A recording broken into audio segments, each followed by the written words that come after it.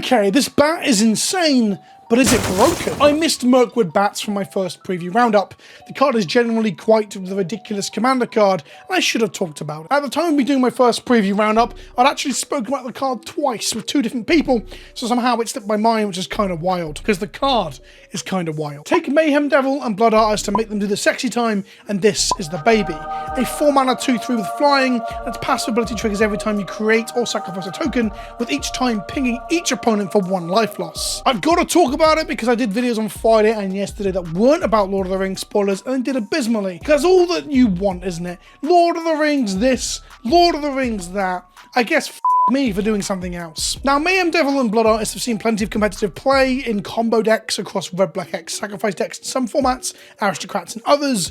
Both are a little bit more aggressively costed though, at 2 mana for Blood Artist and 3 for Mayhem Devil. Mayhem Devil, being the more expensive one, is also fine as its targeted damage pings can clear blockers, utility creatures, dorks and similar, where you can't quite close out the game. You can at least cripple your opponent's options and their board state. However, Mirkwood Bats isn't just upon sacrificing of tokens, it's also upon the creation of them. Something that's rather unique that I don't think we've seen before. I think its 4 mana casting cost is most likely going to be the barrier between it and Pioneer or modern playability, but this might be one of the silliest enablers for Commander we've seen in quite a long while. If you're looking to pick up singles or seal product, including Mirkwood Bats or any Lord of the Rings product, you can do through coolstuffinc.com using the link in the description below. Use the code Kenobi at checkout to get 5% off your order to help support the show. This is the part where I tell you all the synergies and the combos, to use the term loosely, that are available to Mirkwood Bats.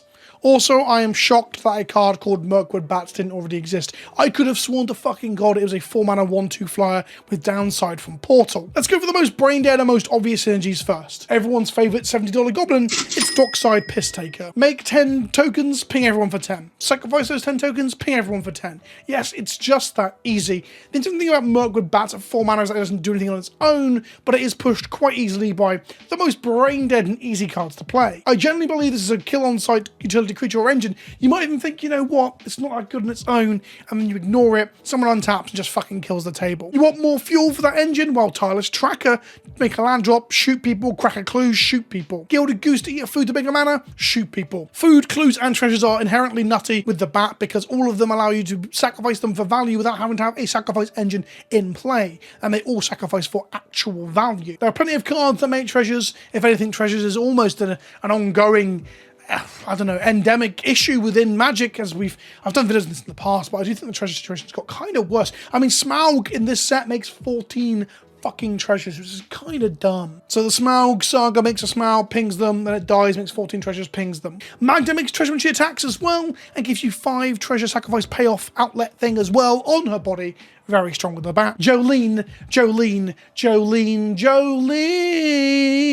If I would say I'd never do that again, I'd be lying. I always sing that. She also allows you to create treasures and gives you another sacrifice outlet to push damage through on her body. Corvold allows you to sacrifice other tokens that aren't the 3 aforementioned, including token copies of things like eternalized creatures, or just token creatures that you've made through other means. Other commanders beyond Corvold, we have Prosh that brings with it its own army in a can and a sacrifice outlet, which is exactly what you want to see with the bat. And I guess Slimefoot is the most recent sort of Jund token outlier that allows you to both make a token and recur things, and in this case could help you to recur the bat if your enemies kill it but don't exile it. Goblin Bombardment gives you an easy way to fire creature tokens into the sun, allowing you to get double or even triple damage off of the swath of creature tokens by something like a Deranged Hermit or an Avenger of Zendikar. And if you're on that plan, we can go real wild. If you're sacking creature tokens, if you have a Pitiless Plunderer, each sacrifice creature treasure token every time a creature dies. So each plant or squirrel or whatever the fuck it is you're making that you fire to the moon will do damage when it enters, 2 damage when it leaves, creating a treasure token that does damage, and when you sack a treasure token it does another damage. That's 5 damage per creature fired out of your goblin catapult. Oh, that's a lot of damage! I think it's very clear to see that the bat doesn't need much big brain thinking or real interesting build arounds, really. It kind of just goes off with a ham sandwich, as long as the ham sandwich has the word tokens written on it in black pen. Blood Artist and Mayhem Devil both add damage to this as well. They are not only archetypally similar cards from the past, but they also play well with you sacrificing shit to shoot your opponent or killing off creatures. Zulaport Cutthroat for the damage and redundancy, of course, and Shahira, which is one of my favourite commanders that I'm playing at the moment. She obviously allows your tokens to tap for mana before you fire them out of a cannon as well. And the list just goes on and on. Woe Strider brings a token with it and is a sack outlet in addition. This bat really is easy mode. I don't think it's broken. To go back to the original question that I mentioned in the introduction, I do not think this card is actually broken, because you don't just play this card and win. It's not a wombo combo. It is an engine that really, I guess, an engine in the sense that you need tokens to fuel it or grease it up and to do something. But I think the word engine is like, it doesn't really give you the whole picture of what this card does.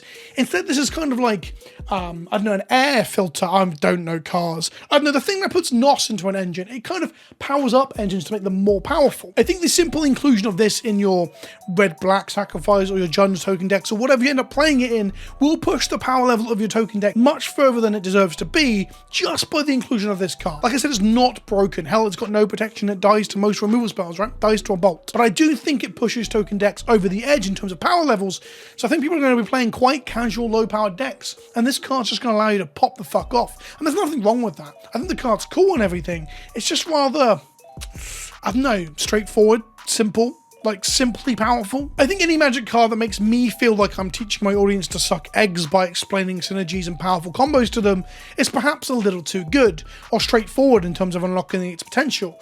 On the upside, it is life loss, not damage, so you can't put a curiosity on it and ping people to draw cards, nor can you double it with the growing abundance of damage doublers in red that we've seen multiple. We've seen like 2 damage triplers in the last couple of years. A quick disclaimer to help you play this card as well. People have mentioned some things to me that you just can't do. So for example, if you use a Skull Clamp to kill a 1/1 token to draw 2 cards, that token is dying as a state-based action due to you reducing its toughness and killing it. That is not a sacrifice outlet. It's a sacrifice outlet semantically, but not literally. This will not trigger the bat. Also, it's not insurance against sweepers unless you have an instant speed sack outlet. So if you have a big Avenger of Zendikar and they get Raft on your turn, this doesn't trigger. You're going to want instant speed 0 or low cost, but preferably 0 cost sacrifice outlets to activate. That is going to be your Proshes, it's going to be your Goblin Bombardments, your Altar of Dementia, or your Phyrexian Altar. That will allow you to go full nuclear, full scorched earth, just firing off things in response to someone blowing up the world.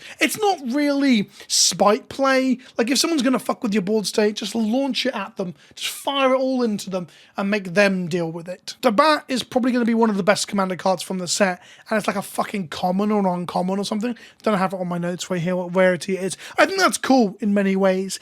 It does mean that we won't see it be a mythic or rare that they hardly ever fucking print like Dockside. But that said, there's 2 interesting points to how Mirkwood Bat looks going forward. The first being that Mirkwood is actually a Lord of the Rings name, so if we see a future one, it has to be reskinned. It's not impossible, but we're not seeing them do it enough to give me faith that they'd reprint this before it becomes a $10 or $15 card in about 2 years. And secondly, this is kind of an auto-include staple in the format. There are plenty of black decks that won't want this, but with the overabundance of treasure creation within the format from cards like Dockside or Pitiless Plunderer or any of the other plethora of super playable treasure creators in the game, I think this card is actually close to being an auto-include in non-token decks. It just allows you to do a load of damage off treasures if you're producing a lot of them. I guess not quite auto-include, but we aren't far off, and that bugs me, and that's perhaps a symptom of how good treasures are, more so than how good this card is. I'll go as far as to say if treasures didn't exist, this card would just be a strong token card. But with treasures existing, this card is just strong, full stop. So that's my thoughts on the Mirkwood Bat. Let me know what you think in the comment section below. If you're picking up any Lord of the Rings product, use a link in the description below to coolstuffing.com, and I'll see you in the next one. Ta-ta for now.